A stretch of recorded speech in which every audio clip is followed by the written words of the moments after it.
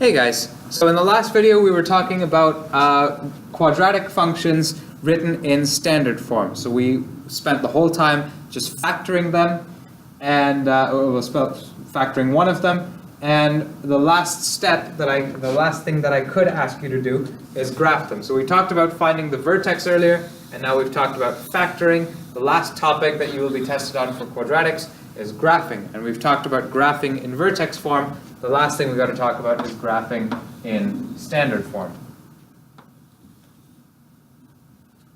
Okay, so let's you draw your axes on your page and put some stuff in here.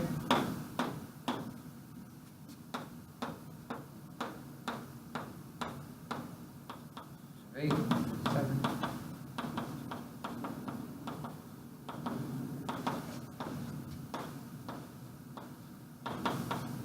What am I doing? That's positive 4, 5, 6, 7, 8, and 9, and then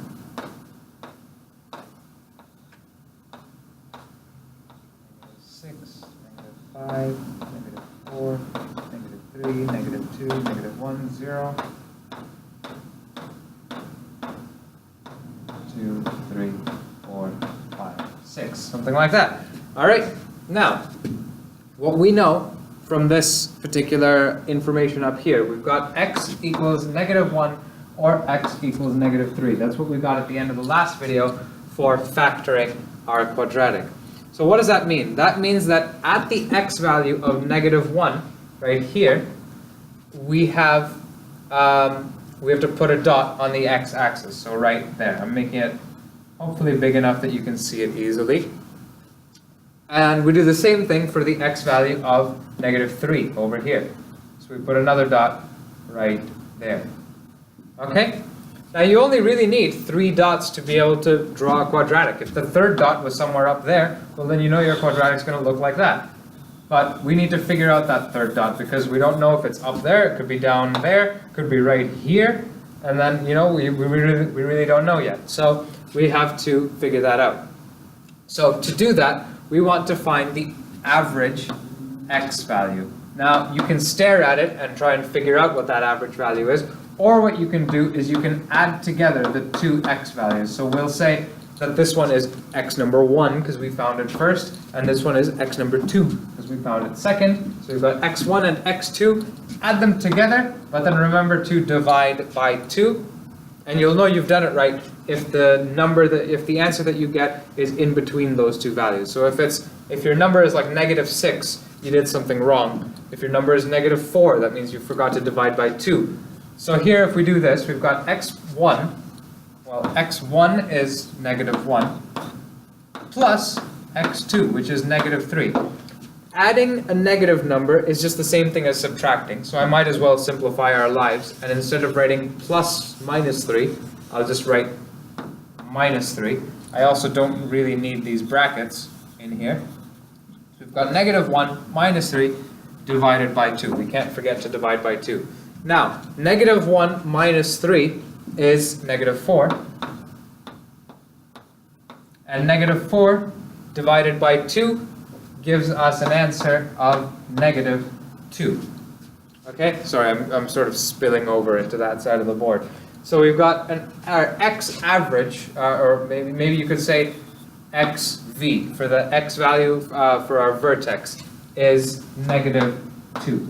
xv is -2 right there. Okay, so that's the x value of our vertex. So what does that mean? That means if you find the x value on the x-axis, -2, so this one right here in the middle of our 2 points, somewhere along that line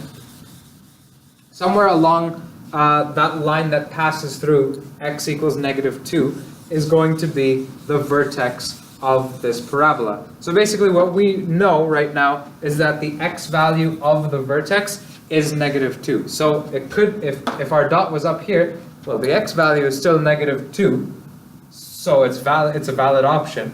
If it's down here, well, the x value is still -2, so that's a valid option. So right now, all we know is that somewhere along this line, we will find our vertex, but we don't know quite where yet. So our last step is we return to our handy-dandy equation. Y equals x squared plus 4x plus 3.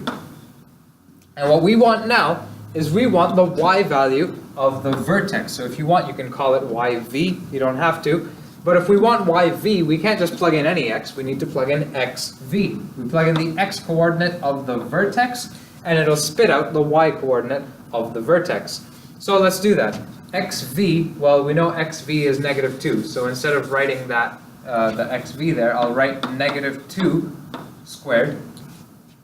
But then we've got another xv over here. So instead of leaving it as xv, I'll write negative 2 in brackets there. And now we just need to solve this.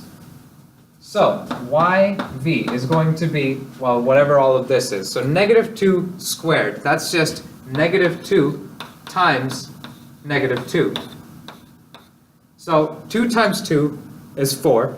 And a negative number times a negative number is going to be a positive number. So you could think of it as the negatives cancel each other out. That looks like pi. So you can think of it as the negatives cancel each other out, and you're left with 2 times 2, which is 4. So this whole thing right here is just 4. Then we've got 4 times negative 2. So we've got 4 times negative 2. Well, ignoring the negative for a sec, 4 times 2 is just 8. And then you've got a positive number times a negative number, which will always give a negative number. So you were going to have something 8. It was either going to be plus or minus, but because we've got a positive times a negative, it's going to be 4 minus 8. And then what we're left with is just this plus 3 at the end. So we've got 4 minus 8 plus 3. And if we calculate all of that, we'll get our vertex. 4 minus 8 is negative 4, plus 3 is negative 1.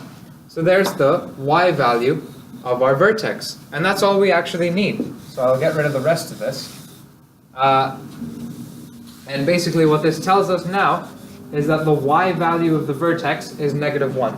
The x value of the vertex is negative 2. And if you look at that, you've got coordinates. You can plot that point, negative 2, negative 1. We already knew the negative 2 bit. It was going to be somewhere along this line.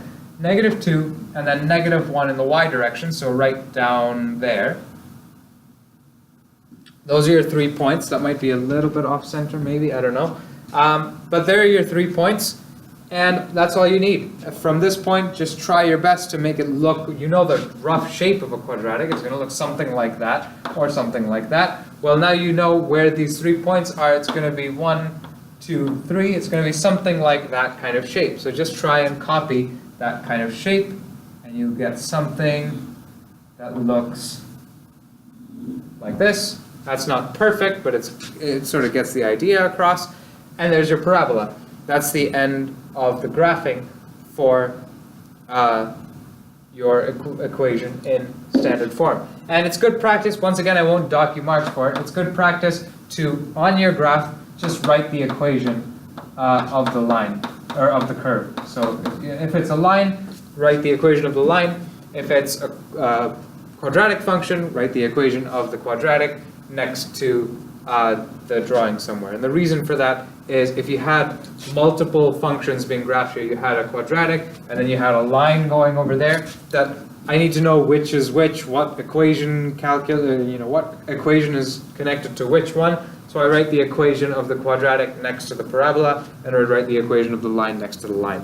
I'm not going to ask you to draw both or anything like that, but at higher level math, you could have questions where like you have to draw a parabola, and then you have to draw a line that crosses over it, and then you have to find the area of that space in the middle. That if things like that. Don't worry about that. That's not going to be on your exam. That's just sort of a taste of what you can expect if you ever take, sort of advanced high school or maybe university math. Okay, so that's all 3 components for quadratics. We've talked about vertex form, we've talked about standard form, we've talked about factoring, we've talked about graphing, all of that good stuff. And that's all that you will be tested on for quadratics. You might not be tested on every single component that we've talked about, but those are the things that you should know before your exam.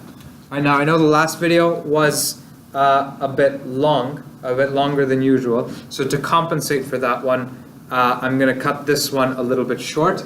And in our next video, we will begin our trigonometry review. So in the trigonometry review, it won't be maybe as thorough as these last two ones have been, partly because it's the most recent unit, but also because you have the full 30-minute, or I guess 15 plus 15-minute videos available on YouTube for you to rewatch as many times as you need to. So we will talk about the things that you need to know, but we won't go into as much detail as we have with quadratics unless I just get carried away. All right, but otherwise, we've talked about linear functions now, we've talked about quadratics now. The last topic will be trigonometry. And if you happen to be watching this at the end of your last class before the test, or the weekend before the test or whatever, then maybe just check online over the weekend and see if something's been posted for the trigonometry review. All right, it never hurts to get ahead by a little bit. Okay, so that's it for quadratics, and I will see you in the next video when we start our trig review.